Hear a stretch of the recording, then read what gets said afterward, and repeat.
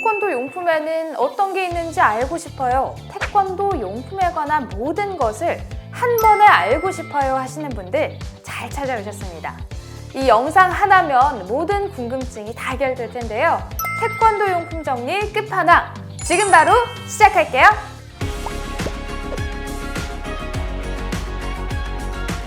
가장 기본적으로 태권도 수련을 할 때는 도복과 띠가 필요합니다. 태권도 도복과 띠는 수련 목적에 따라서 형태와 색깔이 달라지는데요. 한 벌의 도복은 흰 천으로 된 바지, 저고리, 띠로 구성이 되고 저고리는 하늘, 바지는 땅, 그리고 띠는 이 하늘과 땅을 연결하는 매개체로 사람을 의미합니다.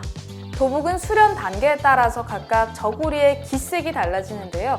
유품자의 품도복은 빨강과 검정이 반반씩 섞여 있고 유단자의 단도복은 검은색을 띠고 있습니다. 이렇게 알고 보면 보이는 도복. 여러분도 이제 도복을 보면 쉽게 구분할 수 있겠죠?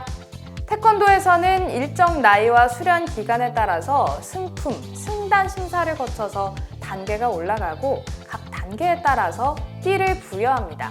띠도 도복과 마찬가지로 수련의 정도에 따라서 색깔이 달라지는데요. 태권도에서는 띠는 오방색을 기준으로 크게 5가지로 나누고 있습니다.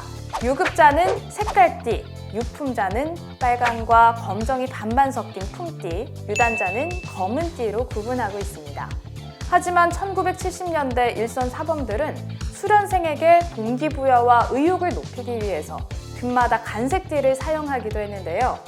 요즘도 보면 일반 태권도장에서는 초등학생 수련생들을 위해서 보라색, 초록색 등 다양한 색을 사용해서 등급을 부여하고 있습니다. 네, 여러분 지금 보시는 이게 뭔지 아시나요? 저는 어릴 때 태권도장에 가면 이걸 발로 차는 연습을 많이 했었는데요. 이게 바로 흔히 미트라고 부르는 수련 용품입니다. 사실 초대 태권도는 별도의 장비 없이 송판, 기왓장 격파를 하거나 나무나 벽 등을 이용해서 현재의 샌드백과 같은 형태로 활용을 했었는데요. 시대가 발전함에 따라 미트를 사용하기 시작했다고 합니다. 미트는 사용 용도에 따라 킹미트, 단미트, 쌍미트 등으로 나눠볼 수 있는데요. 그중 가장 많이 쓰이는 미트는 바로 단미트입니다. 단미트는 발차기 수련에 최적화되어 있고 미트를 잡고 있는 사람에게도 최소한의 피해만 가도록 설계된 미트인데요.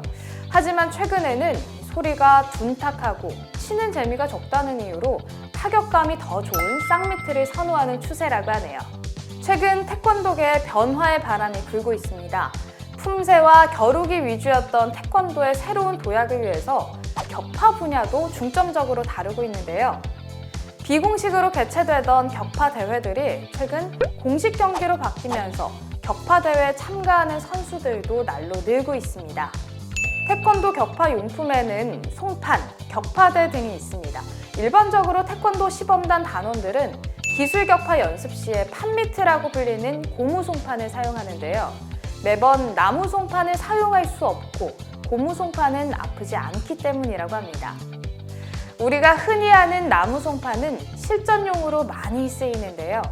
태권도 시범 공연을 볼 때 간혹 파편이 튀기도 하는데 이로 인한 사고가 생기는 경우도 있다고 하니까 보는 분들도 또 다루는 분들도 모두 안전에 유의하셔야겠습니다. 흔히 태권도는 무기나 장비가 없는 무술이라는 인식이 있죠.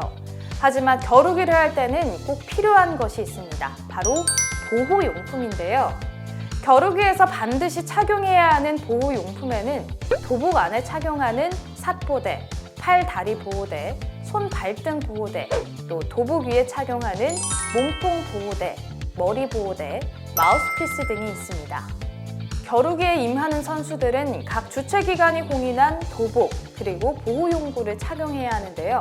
그 밖에도 매트, 전자호구 등 태권도 경기용품 또한 공인된 용품을 사용해야 하죠. 그런데 처음부터 이 모든 보호용품을 착용했던 건 아닙니다. 제1회 세계 태권도 선수권 대회가 개최됐던 1973년만 해도 머리 보호대 없이 몸통 보호대만 착용을 했었는데요. 머리 보호대 착용은 1984년 당시 IOC 위원장이 복싱을 올림픽에서 제외하자는 논의가 있을 정도이니 태권도도 올림픽에 채택되려면 위험을 줄이는 조치가 선행돼야 한다라고 말한 것을 계기로 본격적으로 검토되기 시작했습니다. 그리고 1986년 6월 1일부터 공식 경기에서 머리 보호대 착용 의무화가 실시됐는데요. 보호대도 시대에 따라 점차 발전해 왔습니다. 1950년대 태권도 경기 최초로 대나무 몸통 보호대를 사용했고 1970년대에는 플라스틱, 1980년대부터는 압축 스펀지판을 사용했습니다. 그렇다면 현재 태권도계의 뜨거운 감자인 전자호구는 언제부터 사용했을까요? 전자호구는 전자센서 시스템이 장착된 몸통 보호대입니다. 몸통 보호와 득점 기능을 동시에 수행하는 전자호구는 1990년대 초 개발됐고 이후 2009년 6월 월드컵 태권도 단체 선수권 대회에 처음 도입이 됐습니다. 외관을 살펴보면 파란색과 빨간색으로 구분된 부분이 있습니다.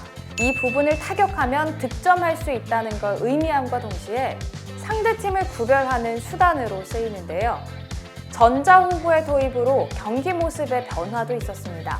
화려한 발차기 기술을 보여줬던 전통적인 태권도 경기에서 전자호구에 맞는 변칙 기술이 등장했기 때문인데요.